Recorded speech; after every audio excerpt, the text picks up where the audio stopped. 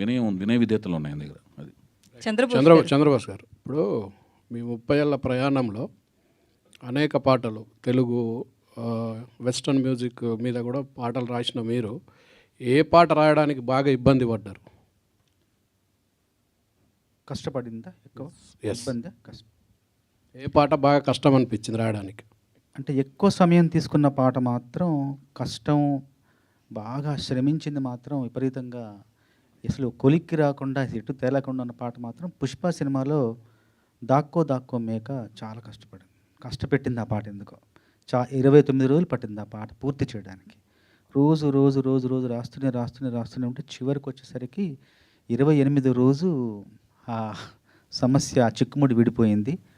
వెలుతురు తింటుంది ఆకు, ఆకును తింటుంది మేక అని ఆ మాట రావడంతో మన సుకుమార్ గారు చాలా సంతోషపడి ఇంకా ఇక్కడితో ఈ పాట అయిపోయిందంటే చెప్పేసి దాంతో అక్కడితో ముగింపు పలికాము. 29 రోజులు పట్టింది ఆ పాట నాకు.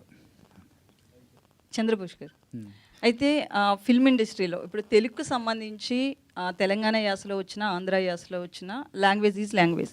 బట్ స్టేజ్ మీద నేటి తరం హీరోలు కావచ్చు, అలాగే నేటి తరం సినిమాల్లో తెలుగు భాష చచ్చిపోయేలా మాట్లాడుతున్నారు. ఈవెన్ రచయితలు కూడా అట్లా పాటలు రాయడం కావచ్చు, మాటలు కూడా ఉన్నాయి సినిమాలో. సో దీని మీద మీ ఒపీనియన్ ఏంటి సార్?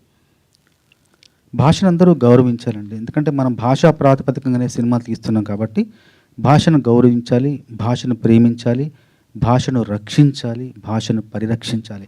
అప్పుడే సినిమా బతుకుంటుంది, తెలుగు సినిమా బతుకుంటుంది. అయితే మీరు